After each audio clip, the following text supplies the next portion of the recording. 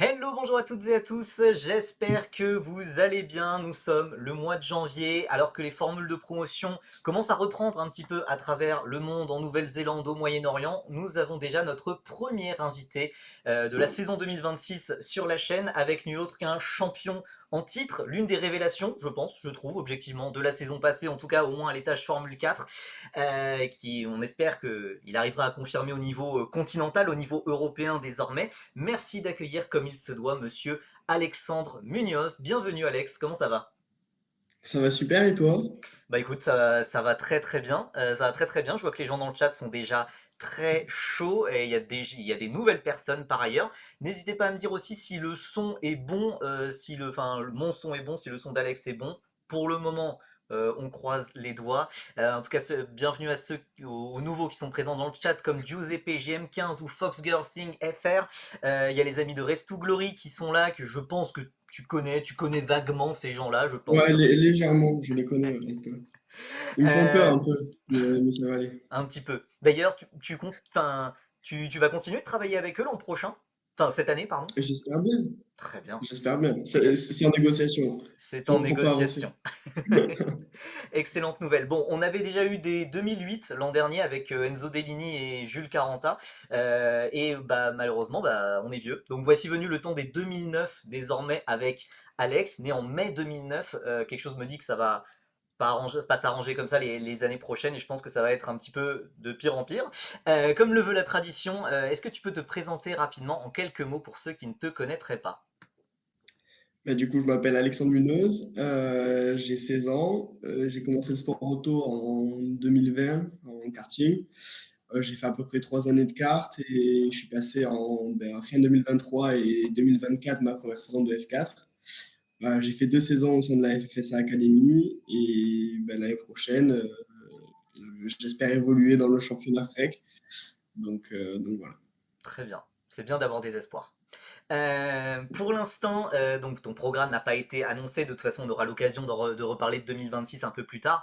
Mais déjà, il faut parler de ce qui t'a fait passer dans une autre dimension quand même cette année. Alors que je salue Roméo Leurs qui est aussi présent dans le chat, ancien pilote de F4 France qui passe en GT4 si je ne dis pas de bêtises. Euh, Ta superbe saison en F4 France où tu as été sacré champion. Même si tu étais redoublant, tu étais quand même l'un des plus jeunes pilotes du championnat et pourtant tu as dominé le championnat. Il y a quand même eu une vraie bataille avec Jules Roussel pendant toute la saison, mais au final tu t'es vraiment envolé sur le dernier meeting et tu finis avec 61 points d'avance et 5 victoires. Est-ce que Mm. tu t'attendais au début de la saison à être champion et même j'ai envie de dire à dominer de la sorte? Non, non, honnêtement, non. Je me souviens les premiers tests à Nogaro, au Mans. En fait, il y avait beaucoup de pilotes dans le coup, honnêtement. Et je me rappelle très bien une discussion que j'ai eue avec mon papa avant le début de la saison. On regardait la liste des engagés, enfin les résultats en gros enfin, des essais. On s'est dit, bon, bah, lui, il peut jouer le titre, lui, il peut jouer le titre, lui, il peut jouer le titre. Et en fait, on s'est retrouvé à avoir 14 pilotes qui pouvaient jouer le Ouais, titre. ouais. Et là, on s'est dit, OK, ça va pas être facile, mais c'est pour ça qu'il va falloir être très concentré sur bah, les moments clés, être direct dans le rythme. Et c'est ce que j'ai réussi à faire en début de saison, parce que bon, le début de saison a été quand même très réussi. Donc honnêtement, je m'y attendais pas. Je savais que j'avais les armes pour, en plus avec l'intégration au Pôle France, je m'étais vraiment bien préparé l'hiver. Donc voilà, je savais que j'étais prêt et que j'avais les armes entre les mains pour aller chercher un bon résultat. Après, dire que j'allais être titré dans l'année, ça, loin de là. Mais c'est ce qui fait cette année encore plus glorieux, j'ai envie de dire. Il y avait un très gros niveau et aller chercher ce titre avec ce plateau, c'était juste exceptionnel. Et justement, qu'est-ce qui a changé entre cette première année en 2024 où bon, t'es l'un des plus jeunes, enfin tu es le plus jeune, tu arrives en cours de saison parce que t'es trop jeune pour faire Nogaro, et là 2025, qu'est-ce qui a changé? Tu dis l'intégration au Pôle France, mais concrètement ça se passe comment? C'est plus d'efforts en dehors de la piste, sur les petits détails, peut-être le sommeil, la nutrition, que sais-je encore? En fait, j'ai progressé sur beaucoup de points entre les 2 années. Certains liés avec l'intégration au Pôle France, la majorité, et certains d'autres moins. Honnêtement, enfin, j'ai commencé la saison 2024, j'avais 2 jours de roulage je crois, en voiture. Physiquement, j'étais pas vraiment prêt. Euh, et voilà, c'était compliqué l'adaptation. Enfin, j'avais très peu de roulage, je mettais peu de moyens dans la saison, je roulais très peu en pneus neufs. Enfin, je sais que ma première qualif à Léman, c'est la première fois que je mettais des pneus neufs sur une voiture. Donc honnêtement, c'était compliqué. Et ben, c'est pour ça, petit à petit, je me suis amélioré. Je savais que ben, dans ma première année, ce qui était compliqué, c'était la qualification. Souvent, j'arrivais, ben, soit il y avait beaucoup de trafic et des fois, c'était hors de mon contrôle, mais des fois, c'était moi qui gérais très mal mon trafic. Donc voilà, il y avait des choses qui allaient pas, mais en fin de saison, enfin, j'ai montré que j'avais le rythme. Donc, Estonie, la course 2, je suis parti et j'avais le rythme. Enfin, et j'avais le meilleur tour, je crois, jusqu'à la fin. Je crois que je suis avec le meilleur tour, je suis pas sûr.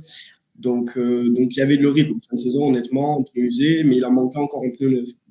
Au pôle, j'ai travaillé sur ça. Au simulateur, on a travaillé Ouais. sur des types pneus neufs, donc très peu de tours, voire un tour souvent, pour faire le temps. Mais aussi mentalement, on a travaillé. Physiquement, j'étais directement prêt au test à Nogaro. Ça faisait 5 mois que je n'avais pas roulé et j'ai pas eu de fatigue, alors que la saison 2024, j'étais fatigué sur certains circuits. Donc honnêtement, j'étais vraiment prêt dans à peu près tous les aspects quand je suis arrivé au test à Nogaro. Et la majorité due à l'intégration de France, donc voilà, le côté mental, le côté physique, la préparation au simulateur. Donc tous ces aspects-là m'ont bien aidé et je pense que ça a fait une grande partie de mon début de saison. J'en profite pour rappeler que dans le chat, hein, que vous soyez connus ou pas, que vous soyez des pilotes ou pas, comme Roméo, ou que vous soyez juste des spectateurs, vous pouvez poser vos questions pendant tout le live à Alex, qui se fera un plaisir d'y répondre. Bon, évidemment, on a parlé de ce début de saison exceptionnel avec, il y avait 4 victoires sur les 4 premières courses à grille standard à Nogaro puis Dijon-Prenois. On avait déjà d'ailleurs fait une petite interview à ce moment-là qui était sortie sur YouTube lors de mon vlog que j'avais fait à Dijon-Prenois. Mais sur les week-ends suivants, même si tu as été quand même sur les podiums à tous les week-ends, tu as été moins dominant que sur le début de saison. Comment tu as géré ce petit coup de mou, enfin, tout reste relatif, car bon, Mm. des podiums sur les moins bons week-ends de ta saison, c'est pas dégueu non plus, mais comment t'as géré ça et comment tu l'expliques aussi? Bah, en fait, c'était compliqué parce que voilà, quand on gagne à peu près tous les meetings, enfin toutes les courses principales, on se dit, en fait, on ne sait pas exactement ce qui peut nous arrêter sur le court terme, entre guillemets. On ne sait pas en fait comment on peut perdre le rythme, comment on peut arriver à être beaucoup plus, enfin, plus loin dans le classement, pas beaucoup plus loin parce que les résultats étaient quand même proches, comme tu l'as dit. Euh, Après, comment l'expliquer? On va dire que quand on arrive au troisième meeting ou au quatrième meeting, après avoir gagné la majorité des courses, on devient l'ennemi numéro un. Je me souviens, je crois que c'était KSP, ils ont fait les 29 contre Mulhouse, ils avaient dit. Et ça reflète très bien la chose. À Spa, je suis arrivé en qualif. C'était pareil à Dijon, mais à Dijon, voilà, il y avait un meeting. Et on n'était pas encore sûr de la perfo de tout le monde. Mais à Spa, je me souviens, il n'y avait pas un pilote qui voulait pas mon aspi. Et ça, c'était très compliqué. Il fallait bien Mm. gérer. Donc, je me souviens qu'à Spa, je fais mon temps sans aspi, alors que honnêtement, c'est vraiment un énorme gap. L'aspiration, je perds la pole à cause de ça, parce que le rythme était très bon. Enfin, j'ai le meilleur sur secteur 2 de 5 dixièmes. Les endroits où il y a les virages, je perds 8 dixièmes en ligne droite. Donc honnêtement, il y a eu des moments comme ça. Manico, où bah, j'ai un problème technique en qualif. Donc voilà, c'était très serré cette année, comme je l'ai dit en début de vidéo et en début de live. Donc le moindre écart, la moindre perte de temps, ben, ça fait vite fait d'évaluer au classement. Et c'est pour ça qu'il y avait moins de performances sur le papier, il y avait moins de victoires, parce que ma victoire après celle de la course 3 de Dijon, ben, c'est Le Mans l'année dernière. Ouais. Donc voilà, en fait, quand il manque un tout petit truc, ça fait souvent de gros dégâts au classement. Et je pense que bah, voilà, il fallait être un peu, fallait être parfait à chaque fois si on voulait aller chercher des victoires. Bah, je n'ai pas été sur une certaine partie. Il y a eu des éléments en dehors de mon contrôle, des éléments dans mon contrôle. Mais après, le rythme était vraiment là. Mais voilà, il manquait un peu sur ce début de saison, quoi. Ok. Et puis au final, il y a la finale au Mans, tu arrives avec quand même plus d'une vingtaine de points d'avance, donc tu as quand même Oui. ce titre entre tes mains. Et t'as jamais été, je pense, en position de te battre pour un titre aussi prestigieux, aussi important. Enfin, même voilà, ta carrière en karting a été assez courte, mais tu avais ce titre à aller chercher. C'était un week-end un petit peu particulier à huis clos, on s'en rappelle, avec il y a eu des litiges aussi sur les track limits en qualif. Raconte-nous ce week-end, la pression que tu avais, et puis au final, cette libération finale. Bah, pour être honnête, c'est la première fois que je me battais pour un titre. Ouais, Donc je d'accord, savais que ok. j'avais une petite appréhension. Je me suis dit, est-ce que je vais réaliser? Parce que souvent, en fait, je réalise pas vraiment ce qui se passe. Toute la saison, je réalisais pas ce qui se passait, honnêtement. Je le réalise souvent pendant l'hiver ou quoi, ou on discute avec ma famille. Mais, mais voilà, je suis arrivé au Mans, honnêtement, j'étais assez serein. Je savais ce qu'il fallait faire pour que je sois champion. Et donc voilà, je savais que enfin, c'est bizarre hein, l'ambiance au Mans. Il y avait des clans Jules, des clans moi, il y avait un clan Arthur qui Ouais, il pensait encore qu'il pouvait aller gagner le titre parce que bah, c'était le troisième sur la liste. Donc, euh, donc honnêtement, il y avait beaucoup de tension dans l'air, ça se sentait, mais je l'ai bien géré. J'ai pas trop senti la pression honnêtement dans le meeting. J'ai roulé assez libéré. Et bah, ça s'est vu sur la perf en elle-même au papier, en qualif, bah, c'était très rapide. Bon, voilà, comme tu as dit, les petits détails au niveau de track limit, bon, la pole, j'aurais dû l'avoir si je faisais pas tous les track limits en qualif, mais bon, le rythme, il était là. Donc ça montrait voilà, que je venais bien, que j'étais pas tendu, etc. Et après, bah, arrivé après la qualif, avant les courses, bah, c'était la guerre, quoi. Je pense qu'honnêtement, on a eu les trois courses au monde, c'était les courses avec le plus grand nombre de batailles. Enfin, c'était assez impressionnant. C'était super. Je suis dégoûté que ça n'ait pas été diffusé, puisque Ouais, vraiment dans les ouais. tribunes, c'était, enfin voilà, on voyait les dépassements, c'était génial, et bah Mm. c'était pas diffusé, mais ça rend les choses encore plus frustrantes, mais c'était vraiment un super week-end. Ah ouais, non, mais honnêtement, en plus, voilà, les derniers meetings, on est en formule de promotion, donc il faut se montrer, Bah ouais. faut montrer qu'on est là, qu'on est rapide. Et Le Mans, vraiment, je pense que c'était le parfait exemple. Il y a eu des batailles à tous les échelons. Enfin, je regarde encore mes on-board, on est trois de front pendant 30 minutes. Et ça, c'est incroyable. Donc, c'est dommage que ça n'a pas été diffusé. Et en plus, pour le titre, enfin, je me souviens à la course 2 bah, mes partenaires qui étaient là, ma famille qui était là, voilà, ils ont senti, enfin, ils étaient là. Et donc, le moment, ils l'ont vécu. Mais les autres, ils sont un peu restés sur leur faim parce qu'ils n'avaient pas d'image, entre guillemets, sur ce titre. Il y a eu le documentaire de tout le sport qui a été juste Ouais. exceptionnel pour remettre en image ce week-end. Mais, euh, mais voilà, ce fait que ce soit pas retransmis, c'était un peu dommage. Mais à la fin, du coup, voilà, c'était le titre.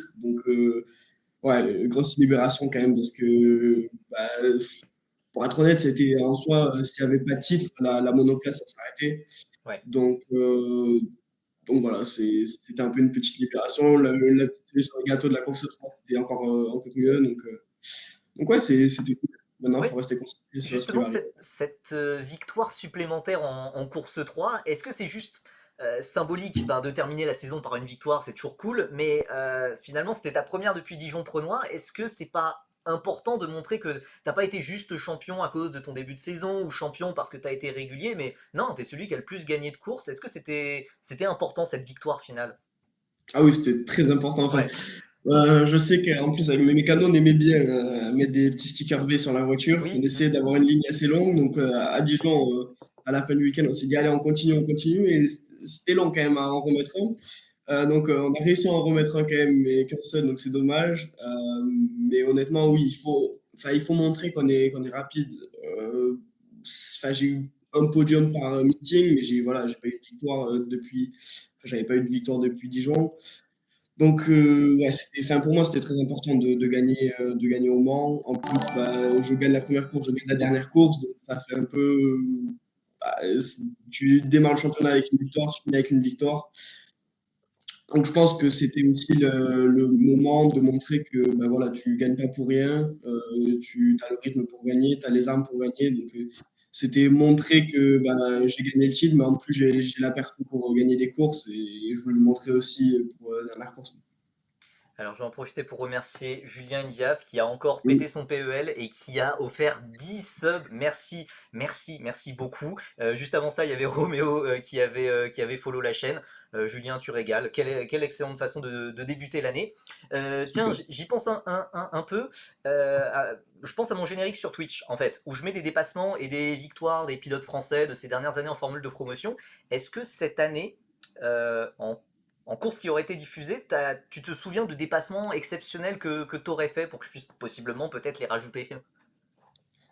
En fait, ce qui m'énerve, c'est que les courses qui n'étaient pas diffusées, j'ai fait de très beaux dépassements. Donc, je pense qu'à les deux noms, c'était là où j'ai fait le plus grand nombre de dépassements et les plus beaux.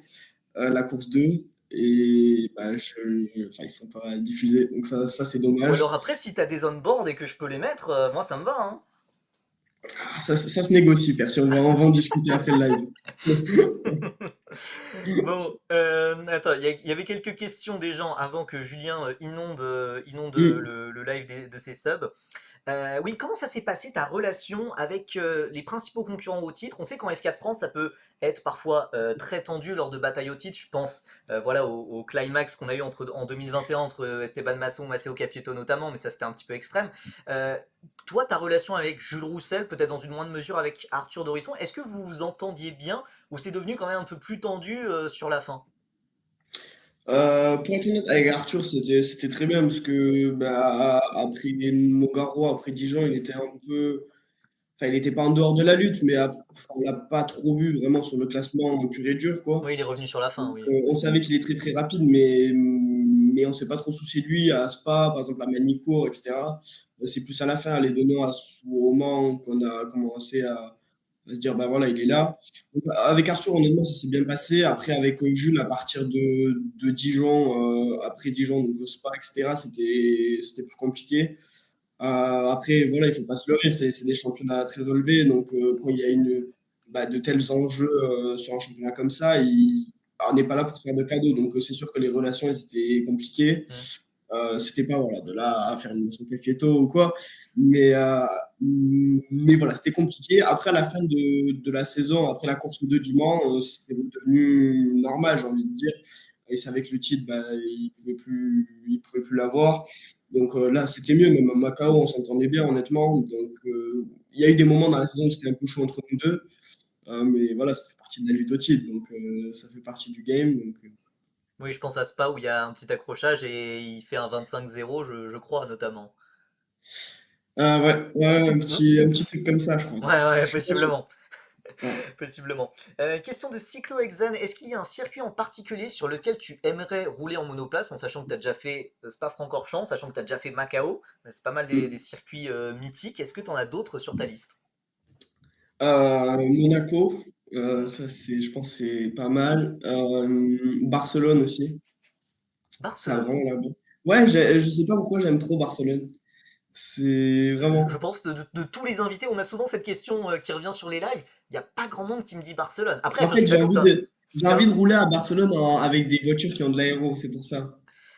Mais j'ai Ok. juste envie de faire une journée. Après, en circuit pur et dur, ouais, Monaco. En fait, j'aime vraiment bien les circuits en ville. Après Macao, bon, même si ça s'est pas bien passé, ce qu'on ressent en circuit en ville, c'est vraiment exceptionnel et j'ai envie de me retester, on va dire, dans des circuits en ville. Donc, ouais, Monaco, Azerbaïdjan, Bakou. J'aurais bien aimé rouler à Lusail euh, aussi, mais ouais. Il y a pas mal de circuits maintenant que j'ai envie de rouler et il y en a certains qui sont sur le terrain de Réfréca. Très Donc, bien.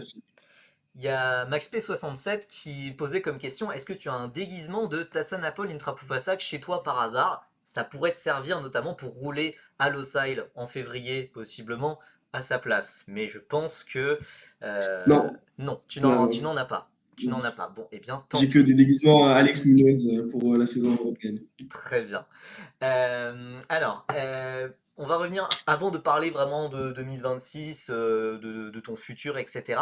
J'avais envie de revenir un petit peu sur ta carrière qu'on connaît un peu moins, celle avant la F4. Avant ce titre en F4 France, il n'y a pas grand-chose qui te prédestinait, on va dire, vers une carrière en sport automobile. Enfin, tu as commencé le kart assez tard, enfin tout est relatif, mais Mm. 11-12 ans, dans ta région natale en Occitanie, comment tu es entré dans le giron de la FFSA, comment tu as été repéré, comment tout a commencé en fait? En fait, mon père était pas du tout du sport auto. Je suis rentré enfin, dans le karting parce que mon papa avait fait une endurance de location avec son entreprise. Ok.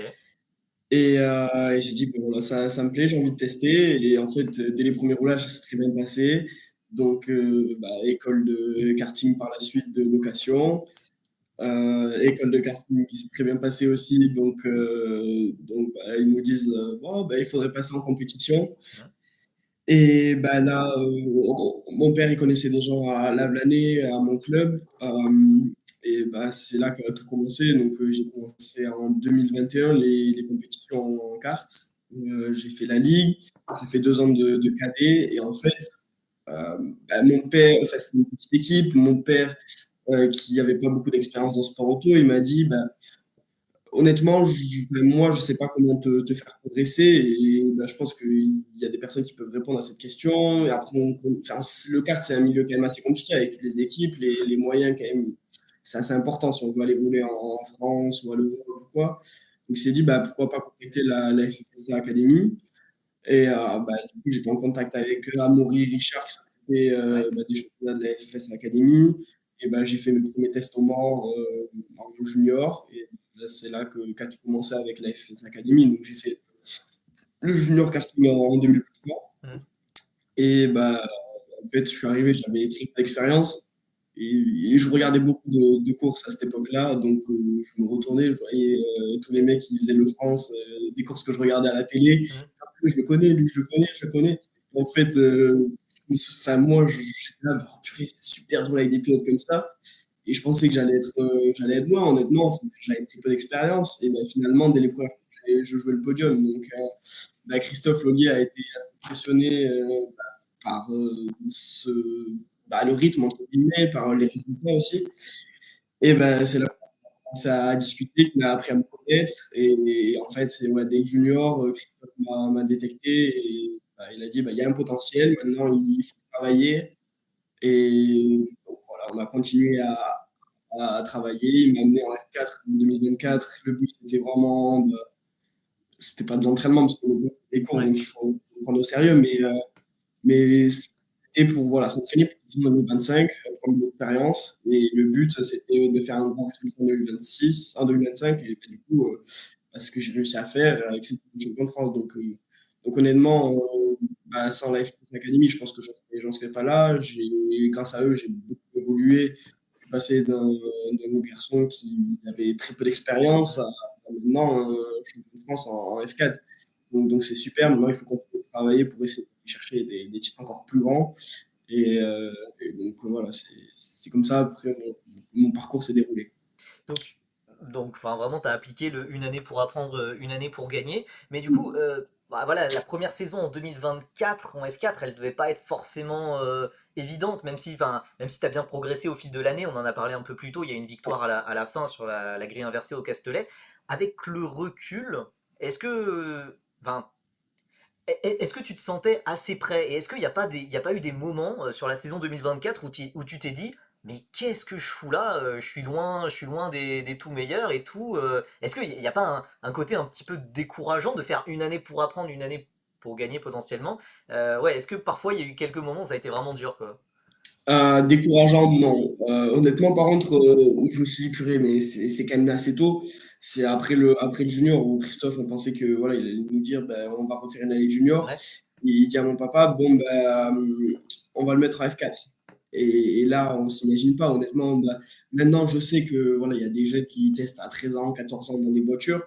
Moi, quand on m'a mis à 14 ans dans une voiture qui va à 240, enfin, je me suis dit quand même, voilà, c'est assez tôt et je ne pensais pas honnêtement qu'il allait maintenant en F4 et que j'allais commencer la voiture à cet âge-là. Après, décourageant, non. Enfin, honnêtement, je me disais il y a 3 ans, je n'étais pas du tout dans ce milieu. Là, je suis sur des circuits mythiques, je roule à Spa, je roule dans une voiture de course tout simplement. Donc décourageant, non, il y avait toujours la passion qui me boostait. Après, voilà, il y avait des moments durs, honnêtement, faut pas se leurrer, j'ai envie de dire, parce que bah, quand on est loin, on se dit, voilà, c'est comment on va aller chercher le devant, enfin, qu'est-ce qui manque honnêtement pour aller chercher les mecs de devant. Et en fait, avec du travail et petit à petit, ça va de mieux en mieux.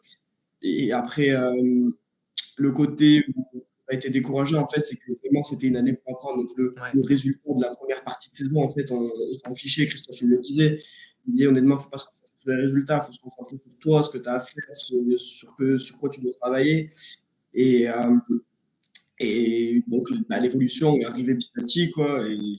Bah, j'ai eu un très bon niveau, on va dire, à la fin de l'année 2024 et en début d'année 2025, quoi.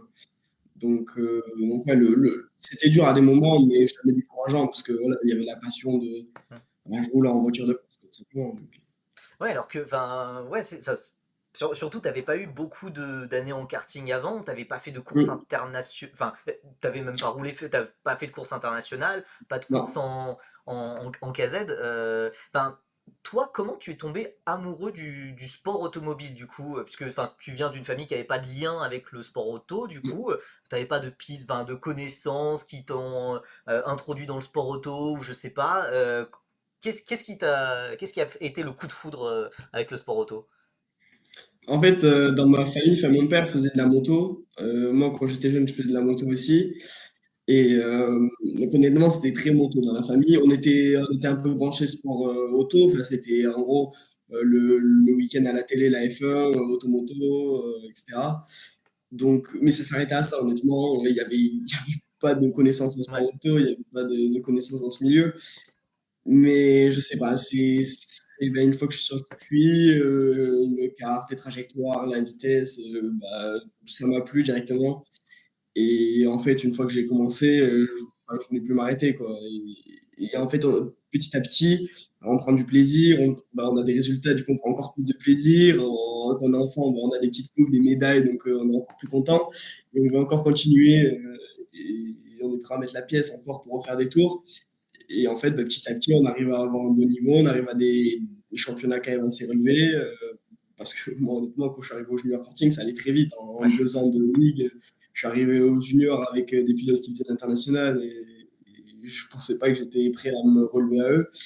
Mais voilà, c'est arrivé comme ça. Et, bah, en tout cas, je suis très content d'avoir fait ces petits tours de cartes parce que je pense qu'ils sont bien, Plutôt bien rentable. récompensés. Ouais. Allez, retour un petit peu au présent. Il y a pas mal de questions, mais il y a certaines questions qu'on pose, qui seront plus appropriées un petit peu après. Mais vous en faites pas, je garde les questions dans un coin de ma tête dans le chat. Oui, évidemment, retour au présent. Ta dernière course, c'était pas tant ta victoire au Mans, c'était le week-end à Macao. Bon, ça va être Mm. un petit peu moins cool cette partie de l'interview.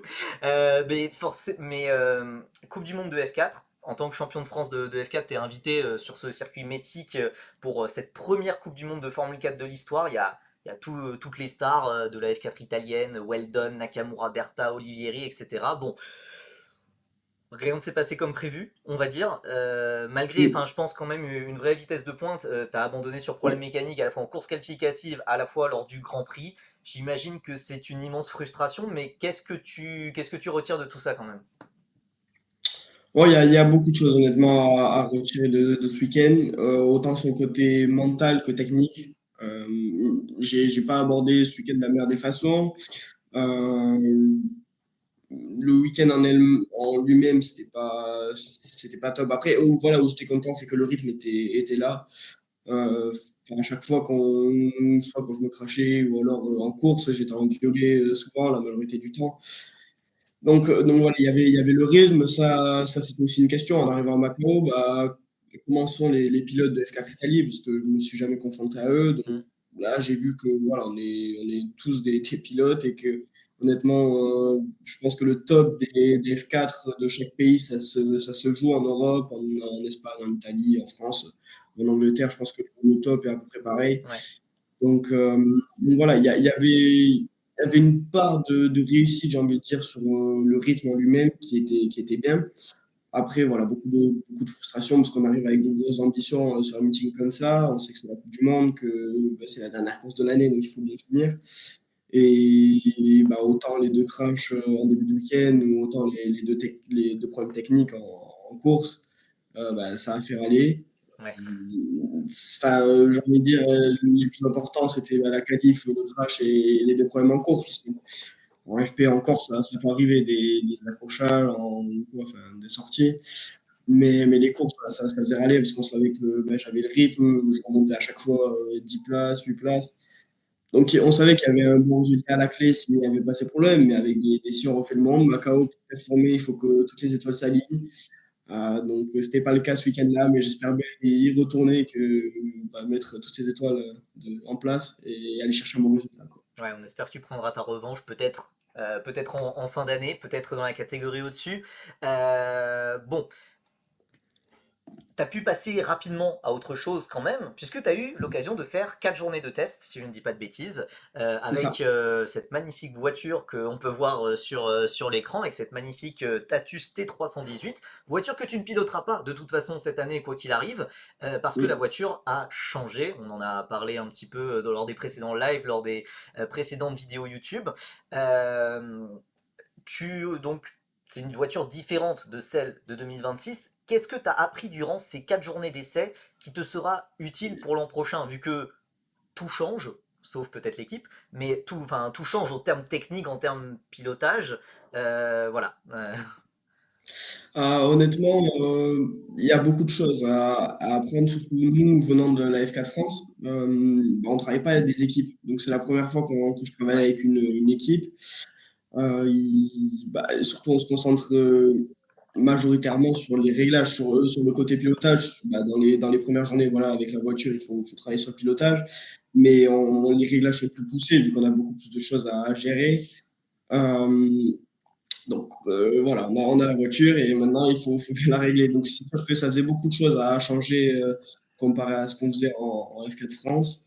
Mais je pense que c'était vraiment bien. Enfin, en rythme, c'était vraiment bien. C'était rapide. Donc voilà, j'ai appris à vraiment travailler avec cette équipe. Ça me donne envie de continuer de travailler avec eux et je pense que eux aussi. Mais, euh, mais honnêtement, voilà, c'était super d'apprendre toutes les choses qu'il y a à côté d'un simple débrief data sur le pilotage et de quelques réglages dans anti-roulis, comme c'est le cas à la FPSA. Il y a très peu de réglages. Là, c'est beaucoup plus poussé, donc c'était mieux sur le côté pilote parce que voilà, on se pose plus la tête avec les ingés. Donc, il me tarde de travailler comme ça cette année et dans les années à venir. Donc voilà. Donc ouais, et puis tu fais un petit peu le gars modeste, mais t'as dû faire quand même le plein de confiance, je veux dire, surtout après Oui, Macao et tout, revenir dans une Freka, et puis je vais pas dire taper, mais en tout cas au moins devancer tous tes coéquipiers chez ART. Donc il y a eu Matteo Giacardi que tu avais déjà affronté en F4 France, il y avait Kabir Anourag qui a déjà été sur des podiums en F4 italienne, Euro 4, il y avait Enea Frey qui avait déjà quelques week-ends de course, il y avait Gabriel Gomez, vice-champion de F4 italienne quand même, et parfois tu joues avec les Prema qui sont l'équipe tenante du titre pilote, on va dire. J'imagine que ça doit aider les négociations avec ART de faire des perfs comme ça en test, j'imagine. oui, honnêtement, ça aide parce qu'on se dit toujours comment le pilote va réagir à la catégorie supérieure. Mm. Toujours des pilotes, par exemple, qui sont pas super rapides en F3, quand ils passent en F2, ils sont super rapides. Donc, on a toujours des questions. Les équipes ont toujours des questions sur comment le pilote va réagir. Et j'ai montré que j'ai réussi à m'adapter très rapidement à la voiture parce que dès la première série, je crois que j'étais première série, je fais P1 des fréquents, quoi. Donc honnêtement, voilà, la, la, la réaction avec la voiture, ça a été instantané en gros. En plus, montrer que le rythme par rapport à mes coéquipiers, il était bien. Par rapport au Préma, c'était aussi solide. À Spa, honnêtement, sur un circuit de 7 km, on finit à 1/10 sur le rythme en pneu neuf. Donc c'était encourageant, honnêtement, que ce soit l'équipe qui venait de passer quand même une saison à peu près, quand même difficile. Ils ont eu le titre en Frémec en début d'année, mais l'Europe en soi, c'était quand même assez difficile. Donc, voilà, on était motivés à aller chercher Préma, on n'a pas réussi à aller chercher sur les rythmes en pneus neufs. Mais c'est sûr que voilà, ça a aidé aux négociations. Ça aide encore aux négociations parce que ce n'est pas terminé. Mais il me tarde maintenant de tester la nouvelle voiture et de voir ce que je vois à côté de tous les pilotes du calendrier, quoi. J'en profite, il y a l'un de tes mécanos visiblement, Ouais. Cédric SMF qui te passe le bonjour. Mécano de quelle année? Oh, c'est mes années en cadet Ah et oui, nation quand j'étais chez SMF à Lavelanet, ça nous en rajeunit Ligue pas. du Sud. Ça nous rajeunit pas tout ça. Euh, Donc, bon, 2026, visiblement, donc ton programme, on comprend que ça devrait être, si tout va bien, côté négociation de la formule régionale européenne. Évidemment, nous, on avait un petit espoir de te voir dès cet hiver en formule régionale Moyen-Orient. On y voit notamment quelques Français, Jules Roussel, Andrea Dupé, qui sont présents avec G4 Racing. Il y a aussi Andy Consani, contre qui tu avais roulé l'année dernière, qui est en UAE4, en F4 Emirati. Est-ce qu'il y a quand même moyen qu'on te voit sur un week-end, sur 2 week-ends, ou pas du tout, on se revoit en Europe? Je pense que même moi, je n'ai pas la réponse à la question encore. J'aimerais bien, forcément, ça fait des roulages en plus, mais on préfère se concentrer sur l'Europe. Les budgets sont quand même Ouais, très, très serrés. Enfin, pour moi, c'est quand même assez serré. Enfin, les budgets en Fréca, c'est juste monstrueux comparé à des budgets de F4 France. Donc, donc voilà, on préfère se concentrer sur la saison Europe, bah, une bonne saison avec la maximum de prépa, maximum de pneus, etc. On va essayer de faire des tests à côté aussi. Donc voilà, on se prépare bien pour l'Europe. Après, le Middle East, voilà, c'est pour les mêmes conditions. Ça veut dire qu'arriver à l'Europe, c'est 32 grands dessous, donc c'est les vrai. pneus, etc. Donc c'est sûr que c'est plus facile, honnêtement, bah, d'arriver à l'Europe. Tu as déjà fait des qualifs, des courses, etc. Mais on a 6 jours de tests avant la première course de Freka, enfin de Frek. Je pense que voilà, j'ai la capacité de vite m'adapter. Donc honnêtement, 6 jours, ça en fait des séries de travail, ça en fait des kilomètres avec la voiture. Donc on n'a pas peur de pas faire le Middle East et d'arriver en Europe avec moins de roulage que les autres. Je sais que voilà, je peux bien m'adapter. En plus, il y a Taito qui va rouler avec Hart. Mm. Donc, il va aussi pouvoir développer la voiture. Donc voilà, je me fais pas d'inquiétude. Honnêtement, ce serait super de faire quelques meetings en Middle East. Mais honnêtement, voilà, je préfère déjà faire l'Europe, c'est déjà exceptionnel. Donc une bonne saison en Europe, c'est déjà l'objectif. Et du coup, une bonne saison, enfin, c'est quoi tes objectifs pour ta première année en Frec? Est-ce que tu as déjà des objectifs ou c'est quand même dur de se projeter vu que toute la hiérarchie théoriquement peut se modifier avec la nouvelle voiture? Peut-être que ART va écraser tout le monde, peut-être que ART va se retrouver à la bataille pour la P15. Enfin, je veux dire, c'est difficile de se Oui. projeter pour le moment. Toi, quels objectifs tu pourrais avoir? Bah, autant que moi que mon équipe, je sais pas honnêtement pour me projeter. Bah, tout est nouveau, les voitures. Bah oui, Moi, je sais pas comment je vais réagir avec la voiture. Je sais pas comment la voiture va être par rapport aux autres équipes. Donc honnêtement, il y a pas vraiment d'objectif. Je sais que voilà, je vais tout donner, honnêtement. Bah, je pense que le premier objectif dans une équipe en formule de promotion, c'est de battre ses coéquipiers. Euh, Après, voilà, il faut travailler avec l'équipe pour aller chercher de bons résultats. Mais honnêtement, on arrive un peu dans le flou. Même le Middle East, honnêtement, on ne sait pas trop. Enfin, l'année dernière, Evan a été très très rapide. Hart, ils étaient aussi très rapides en Middle East. Ils sont arrivés en Europe et ça a été très compliqué à des moments. Donc, je pense qu'on ne peut pas trop se fier à ce qui va se passer là, sur le prochain week-end au Middle East. On ne peut pas trop se fier non plus sur un week-end d'Europe avec une voiture parce que s'il faut le meeting d'après, bah, une équipe va trouver un réglage super par ouais. rapport aux autres. Donc, je pense que toute la saison va être un peu dans le flou. Bon, et je suis sûr qu'au bout d'un moment, il y en a une qui va se démarquer ou plusieurs équipes même. Mais voilà, le but, c'est d'être dans le bon groupe, dans le bon wagon. On va tout faire avec l'équipe pour aller chercher des bons résultats. Mais honnêtement, il n'y a pas d'objectif vraiment figé en début de saison. Ok. Ça reprend une question que, alors je sais plus qui l'avait posée exactement, mais on sait que tu es un pilote qui a assez peu de budget, pour le moment en tout cas. Est-ce que c'est vital pour toi d'être repéré par une académie de F1 cette année? Est-ce qu'il y a déjà eu des discussions à ce sujet? Il y a déjà eu des petites touches, des petits tests par-ci par-là. Après, Vital, honnêtement, on a montré qu'on arrive à se débrouiller sans une académie pour le moment. Donc voilà, il faut penser à l'étape supérieure si la FREC se passe bien. La F3 FIA, c'est des gros budgets. Donc, honnêtement, je me fais pas d'inquiétude parce que, voilà, comme tu l'as dit, j'ai très peu de budget. Ça veut dire que il faut que je performe et je sais Ouais. que si je performe, honnêtement, il n'y a pas de raison qu'une académie ne vienne pas. Donc voilà, il faut que je me concentre sur les bonnes choses cette saison. Il faut que je fasse des résultats et après une académie viendra si voilà, il y a les résultats. Et j'irai pas en F3 si j'ai pas les résultats pour. Hmm. Donc pour avoir les résultats pour, je pense que des académies seront là sur le projet. Donc honnêtement, oui, forcément, on pense que c'est pas primordial, mais c'est quand même un bon coup de pouce d'avoir une académie pour l'année prochaine. Mais on se concentre pas trop sur ça là pour le moment. On se concentre là plus sur la saison qui va Ouais. arriver, sur être rapidement dans le rythme. Voilà. Et puis, je suis en train de réfléchir un petit peu. Alors, on ne connaît pas trop la grille de Freck exactement, mais je suis en train de penser, tu vas être l'un des plus jeunes au championnat, je pense, voire même peut-être le plus jeune, puisque enfin, quand je pense aux pilotes de Préma, aux pilotes de RS, etc., c'est des pilotes de 17, 18 ans, etc.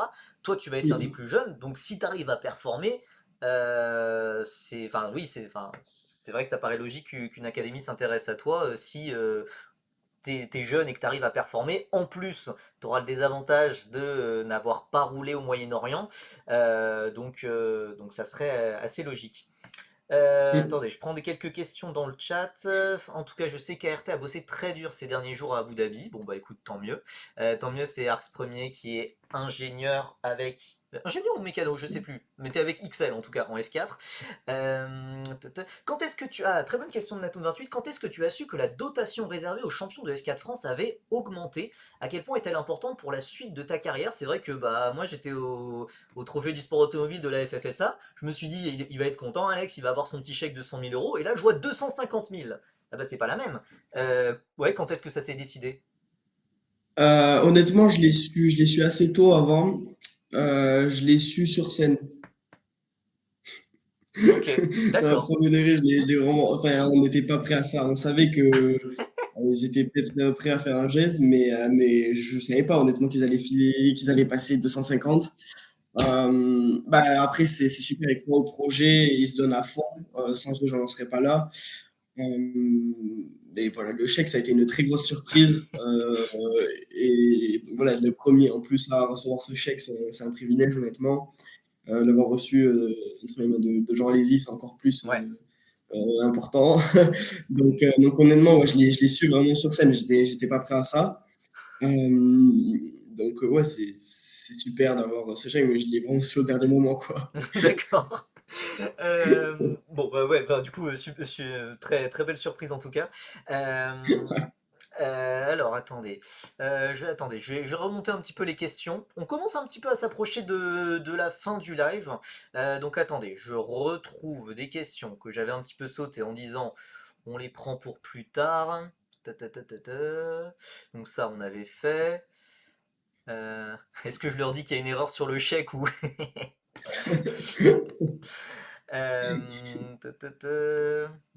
Oui, la Frec, le Macao, on en a parlé. Qui sont les pilotes que tu as affrontés sur ta carrière qui ont le plus de potentiel selon toi? Question de Julien Enviave.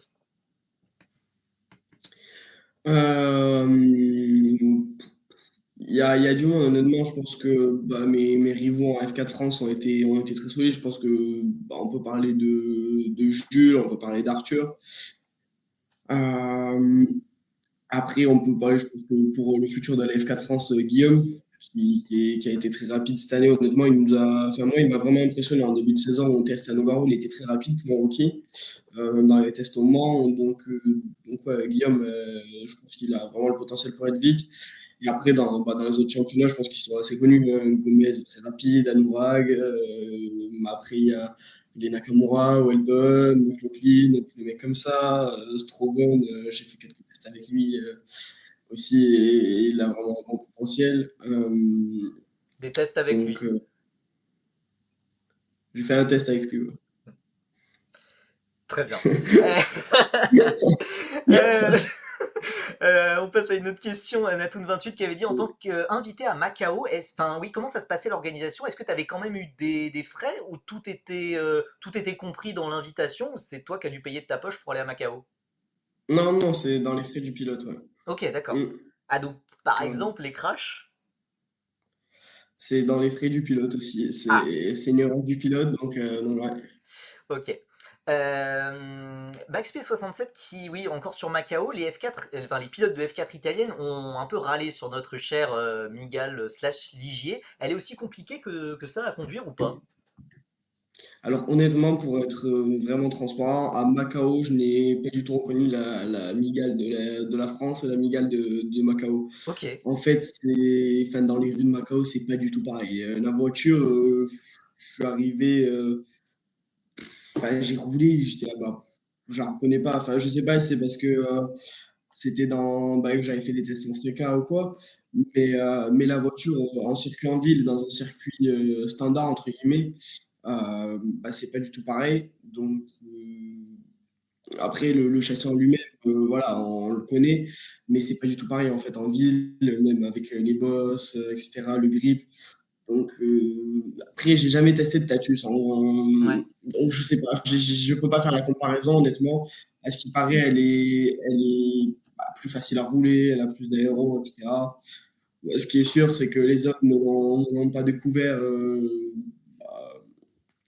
sur le meeting, quoi. Hmm. Ils avaient déjà roulé avec, donc, je pense que personne n'a été vraiment surpris de la voiture. C'est plus les problèmes techniques qu'il y a eu sur le meeting en lui-même, Ouais, quoi, ouais, que ouais. la voiture. Ok.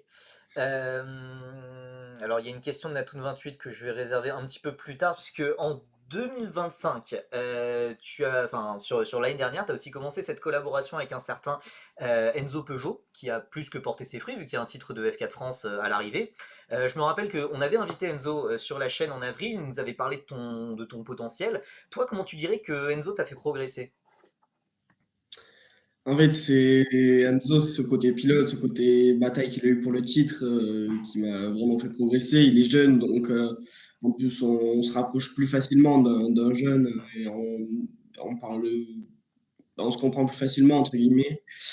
Euh, il m'a fait beaucoup progresser sur le côté mental, sur le côté physique aussi, parce qu'au pôle, on faisait le sport ensemble, donc on était tout le temps à se challenger et à se relever. Euh, mais il m'a fait progresser sur pas mal d'aspects. Le côté technique, forcément, voilà, il avait l'expérience de la F4, il connaît très bien l'Amigale, mais il y a aussi mon ingé Malo qui connaît très bien la Ouais, voiture. Donc les deux m'ont permis de vraiment évoluer sur le côté technique. Et après Enzo, sur le côté mental, voilà, il a été bon. Il m'a vraiment appris pas mal de choses durant l'année. Et voilà, c'est principalement, je pense, le côté mental où il a été vraiment présent dans les moments durs. À Manico, je me souviens, après Spa, où voilà, c'était des moments un peu compliqués, mais, mais il a été quand même assez important, je pense, cette année, ouais. et du coup, en dehors d'Enzo Peugeot, qui est ton héros? Ton exemple en sport auto ou en sport de manière générale? Je pense que c'est plus un pilote que j'admire, c'est Max Verstappen. Enfin, je pense que c'est le pilote à admirer, d'autant plus en ce moment, parce que ce qu'il fait ces dernières Oui. années, c'est juste exceptionnel. Il a montré cette saison, c'est d'autant plus exceptionnel. Mais, ce pilote, c'est quelque chose. C'est, je pense, le pilote qu'on veut tous devenir, autant par son caractère que par son rapidité en piste, ou par comment il conduit n'importe quelle voiture, il sera rapide. Donc, ouais, je pense que c'est le pilote que j'ai envie de devenir, le pilote que j'ai envie de suivre. Et c'est un exemple, oui, pour beaucoup de pilotes, je pense. Bah donc ça répond un petit peu à l'autre question que Natoon28 posait dans le chat. Est-ce que tu préfères être un pilote qui gagne beaucoup de titres dans un championnat en particulier ou celui qui explore le plus de catégories professionnelles possibles? Alors on sait que Verstappen est déjà quadruple champion du monde de F1, mais bon, il a jamais caché son envie de rouler un petit peu ailleurs. Il a roulé déjà au NURB en GT4, je crois, juste GT4 Mm. pour l'instant. Ouais, est-ce que voilà, tu pourrais te diversifier, aller, je sais pas, en IndyCar, péter un câble, faire les 24 heures du Mans, puis les 24 heures de Spa, et voilà. Qu'est-ce que tu ambitionnes pour ta carrière à l'avenir, en fait? Bon, si péter un câble, ça me fait faire les 24 heures du Mans, Ouais, moi, je suis pour, hein. Moi, je suis pour. Donc, non, mais honnêtement, moi, quand j'ai commencé le karting, quand j'ai commencé les catégories importantes comme le junior karting, la F4, Mon but, c'était d'être pilote professionnel. Après, je suis en formule de promotion, je sais que j'ai le potentiel, donc forcément, je vise la F1. Mais avant tout, c'est devenir professionnel, avoir les fesses dans une voiture et être payé pour ça, c'est, je pense, la réussite d'un projet. Euh, donc moi, j'étais attiré par l'endurance dès mes débuts. Enfin, j'aime vraiment l'endurance. La F1 aussi, même le Graal, je pense, du sport auto. Donc je sais que bah, voilà, peu importe la catégorie, si c'est endurance, F1, ouais, donc je serais heureux si pour le reste de ma vie de pilote, je serais dans une voiture, quoi. Ouais, je suis assez d'accord. Enfin, surtout, enfin, l'important c'est d'être pilote pro, de vivre de sa passion, j'ai Oui, envie de dire. oui. Bon, des questions un petit peu moins rigolotes, je pense, parce que je pense qu'elle va faire polémique, vu que malheureusement tu viens du sud-ouest. Pain au chocolat ou chocolatine? Ah, là, y a pas de polémique, c'est chocolatine, bien évidemment. Bon, bah Bien c'est la fin du évidemment. live, les enfants. Non, non, non, non, non, merci. Bon, soit. Il y avait une autre question possiblement polémique, Cars 1, 2 ou 3? Ça, c'est pareil que pain au chocolat ou chocolatine, c'est le 1. Ah, après, ça c'est plat du pied sécurité. C'est pas très risqué, hein. C'est pas très risqué de dire ça, hein. Mais c'est parce que c'est le meilleur. Je sais pas. Si du chocolatine et Cars 2, je saute par la fenêtre. Ah, il y a Restou Glory qui a dit criminel. Moi, je suis toujours d'accord avec Restou Glory, ils ont raison. Voilà. Je vais aller les voir. Il y Clairement, a une Hugo collaboration qui s'arrête Augustin. là. Euh, Bon, j'ai plus spécialement d'autres questions. N'hésitez pas à poser vos dernières questions dans le chat. Je vais remonter un petit peu, mais je pense. Tu t'es fait des bons potes en Formule 4 ou c'était surtout des camarades de piste? Est-ce qu'il y a vraiment eu des, ouais, je sais pas, des bromances ou des trucs comme ça? Est-ce qu'il y a eu ça en F4 France? Bah oui, honnêtement, enfin moi, enfin, je suis en colocation avec Roméo du coup, donc là il y a plus qu'une amitié qui s'est créée. Enfin c'est, non, je vis avec lui tout le temps. Et en plus, on n'est même pas dans la catégorie, donc il n'y a pas de rivalité quoi. Ouais, ouais, c'est top En ça. sport, on essaye toujours d'être meilleur que l'autre, mais enfin voilà, j'ai vraiment une bonne relation avec lui.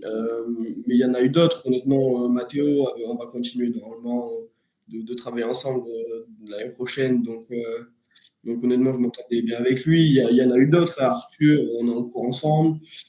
Euh, et puis je pense qu'il y avait quand même une bonne ambiance, honnêtement.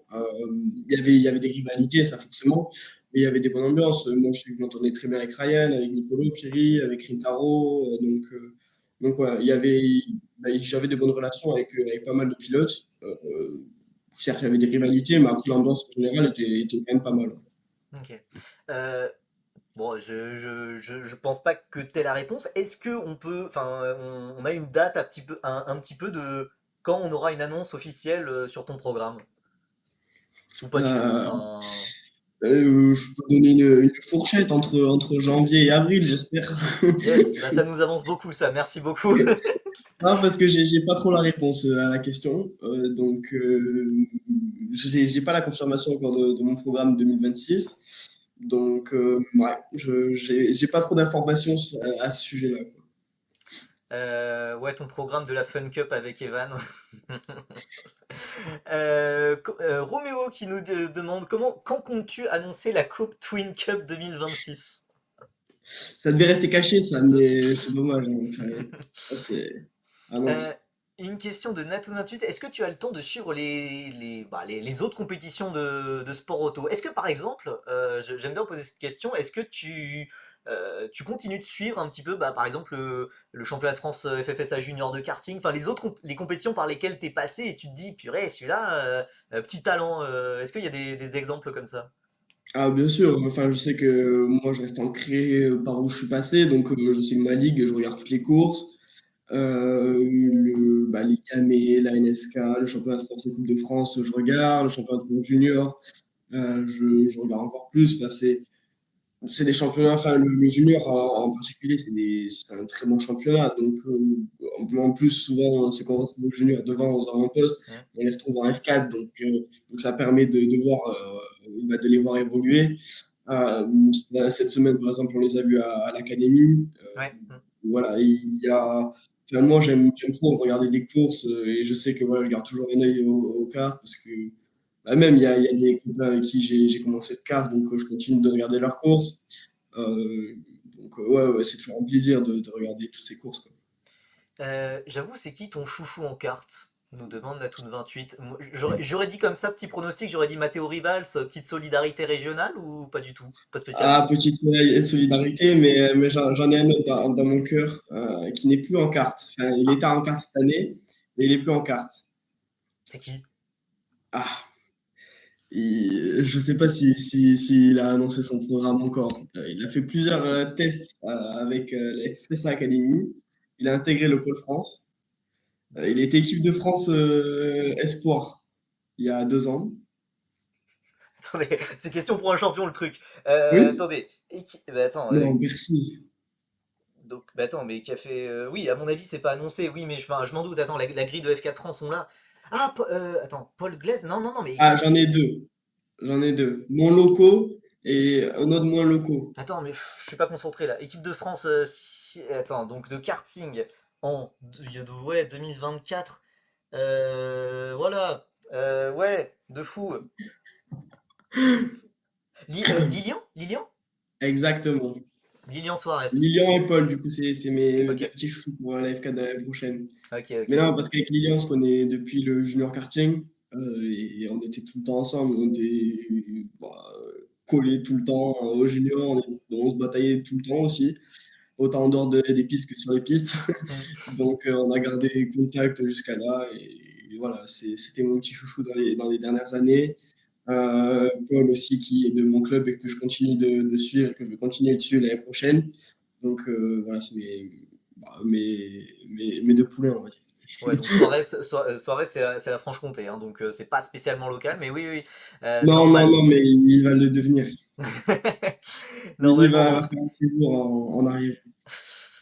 il a pas mal testé en F4 France, donc oui, il fait partie des nombreux pilotes français attendus l'an prochain, enfin cette année en F4.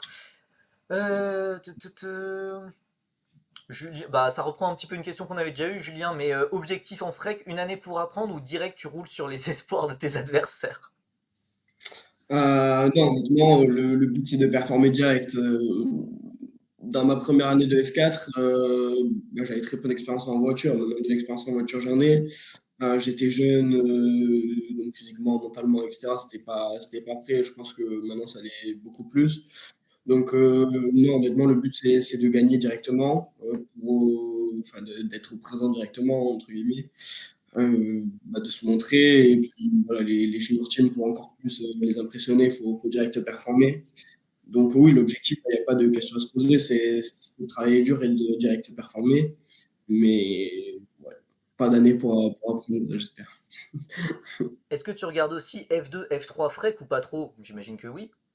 Ah ben, bien sûr que oui, Oui, toutes les courses, tout, toutes les F4, la F4 Italie, la F4 British, la Spanish, il y a ok. pas mal de trucs en Il est aussi fou Eurocup. que nous. Il est aussi fou que nous, il fait partie de l'équipe, hein.